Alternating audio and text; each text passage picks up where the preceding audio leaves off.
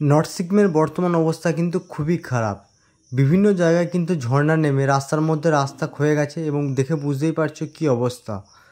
ট্রাকটা পুরো খাদের কিনারায় ঝুলছে, সেখান থেকে ট্রাকটাকে উদ্ধার করা হচ্ছে। তোমরা দেখলেই বুঝতে পারবে যে নর্থ সিকিমের অবস্থা কিন্তু খুবই খারাপ। তোমরা এখন কিন্তু নর্থ সিকিমের প্ল্যান করো না।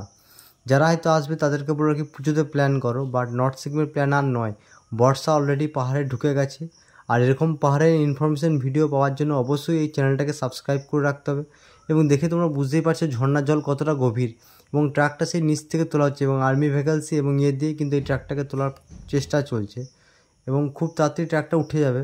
এবং দেখে বুঝতে পারছো অবস্থা কতটা শোচনীয় এবং কতটা খারাপ। রাস্তা পুরো ব্লক হয়ে গেছে, যে কোনো মুহূর্তে যে কোনো জায়গায় ধস নামছে, রাস্তা ব্লক হয়ে আছে। ফলে পাহাড় হয়তো বর্ষায় দেখতে ভালো লাগবে চিরসবুজ, কিন্তু যে কোনো সময় যে কোনো দুর্ঘটনা কিন্তু পাহাড়ে ঘটে যেতে পারে। তাই বলো বর্ষাকালটা পাহাড়টাকে অ্যাভয়েড করো তোমরা।